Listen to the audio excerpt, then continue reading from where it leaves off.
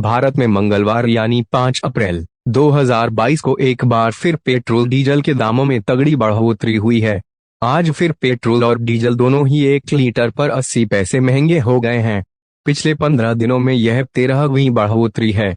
इन 15 दिनों में ईंधन तेल में देश में 9.20 रुपए प्रति लीटर की तेजी आ गई है। सोमवार को तेल के दामों में 40 पैसे प्रति लीटर की वृद्धि हुई थी।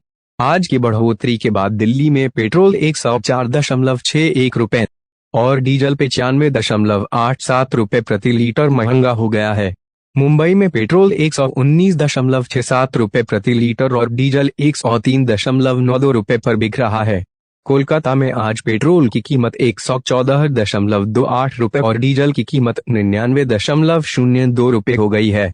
वहीं चेन्नई में आज पेट्रोल 1 लीटर 110.09 रुपए और डीजल 100.18 रुपए में मिल रहा है। यूक्रेन में हिंसा, युद्ध की विभीषिका और यूक्रेनी नागरिकों के खिलाफ कथित रूप में रूस के अत्याचार को देखते हुए एक बार फिर पुतिन के देश के खिलाफ प्रतिबंध लगाने की मांग हो रही है। यूएस ने कहा है कि वो रूस पर और प्रतिबंध लगा रहा है। इसके चलते सोमवार को तेल के दामों में 4% की तेजी आ गई थी।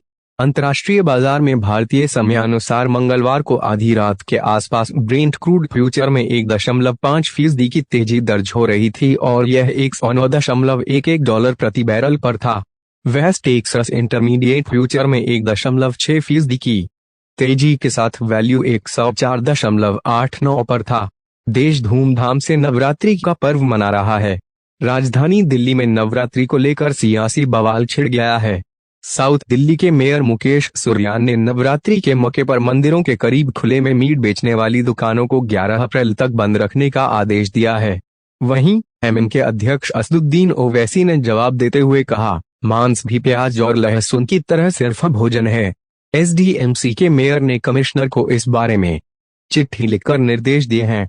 उन्होंने अपनी इस लिखी चिट्ठी में कहा, 11 अप्रैल तक नवरात्रि है। इस दौरान श्रद्धालु मां दुर्गा की उपासना करते हैं और अपने और परिजनों के लिए मां से आशीर्वाद लेने के लिए मंदिर जाते हैं।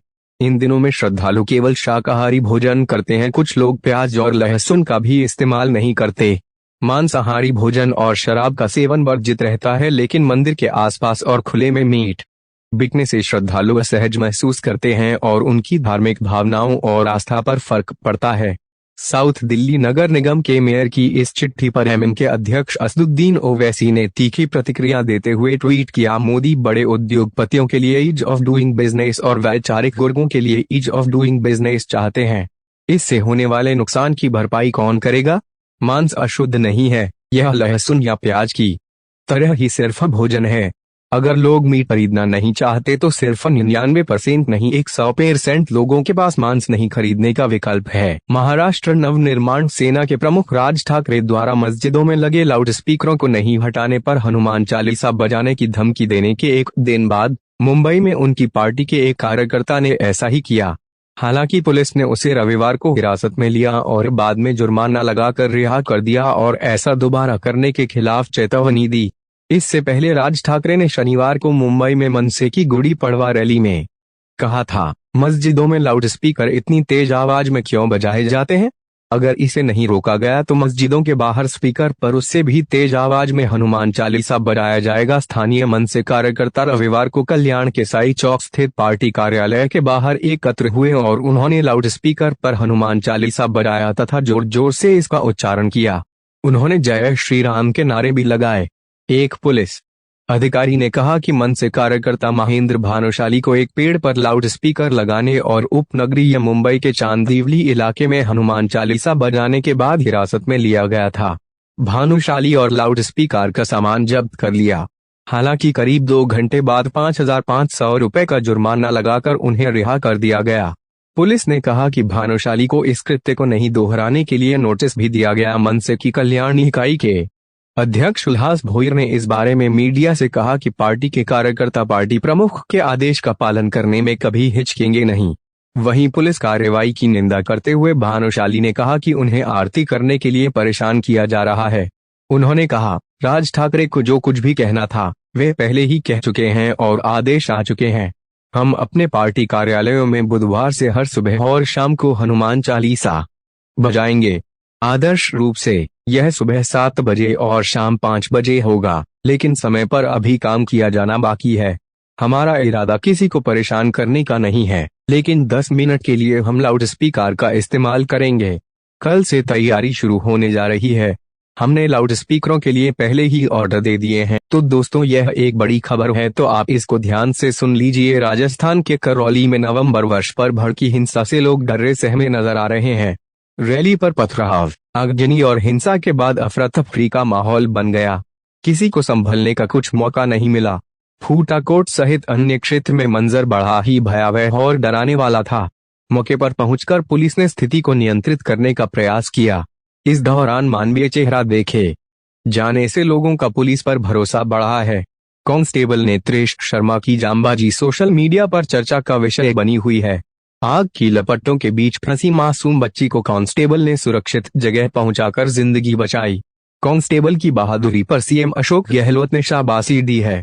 उन्होंने फोन कर कांस्टेबल का हौसला बढ़ाया। घटना के बाद गहलोत ने उच्च स्तरीय बैठक की और सामाजिक सौहार्द बिगड़ाने वालों के खिलाफ सख्त कार्रवाई का आदेश दिया। हिंसा, आगजनी और तोड़फोड़ के आरोप में पुलिस ने 30 लोगों को गिरफ्तार किया है। करौली में कांस्टेबल दुकानों में आग लगने के दौरान फंसी बच्ची और 2 महिलाओं को बचाने का प्रयास करता नजर आया। पुलिस जवान की बहादुरी सीसीटीवी फुटेज में कैद हो गई। दुकान में आग लगने के बाद एक बच्ची और 2 महिलाएं बीच बेहद डरी और सहमी नजर आईं। आगजनी और पथराव के बीच नेत्रेश की नजर बच्ची और महिलाओं पर पड़ी। महिलाओं के पास मौजूद दुपट्टे से बच्ची को उठाकर बाहर सुरक्षित पहुंचाया। कांस्टेबल नेत्रेश ने जान की परवाह किए बिना बच्ची और 2 महिलाओं की जिंदगी बचाई। जांबाज कांस्टेबल नेत्रेश के कारनामों की सराहना हर कोई कर रहा है। नेत्रेश की बहादुरी से प्रभावित सीएम गहलोत ने फोन कर बधाई और शुभकामनाएं दी है। सीएम ने नेत्रेश को कांस्टेबल से हेड कांस्टेबल पद पर प्रमोशन देने का फैसला किया। नेत्रेश को 2013 में पुलिस कांस्टेबल के रूप में नियुक्त किया गया था। फिर दिल्ली घाटी, आतंकियों ने कश्मीरी पंडित पर किया अटैक। एक दिन में तीसरा हमला। जम्मू कश्मीर में आज आतंकियों ने एक के बाद एक 3 हमलों को अंजाम दिया। रात के करीब 8 बजे शोपियां में आतंकवादियों ने एक कश्मीरी पंडित को दुकानदार पर गोलीबारी कर उसे घायल कर दिया। उन्हें अस्पताल में भर्ती किया गया है। आतंकी हमले में चोटी गांव के बालकृष्ण के हाथ और पैर में चोटें आईं। उसे श्रीनगर के एक सैन्य अस्पताल में ले जाया गया, जहां डॉक्टरों ने उसकी हालत स्थिर बताई। अधिकारियों ने कहा कि सेना और पुलिस कर्मियों को कश्मीर पंडित को दुकानदार पर हमले की जानकारी मिलने के बाद गांव में भेजा गया। प्राचीन भारतीय भौगोलिक मान्यता के अनुसार भारतवर्ष किस द्वीप का अंग था?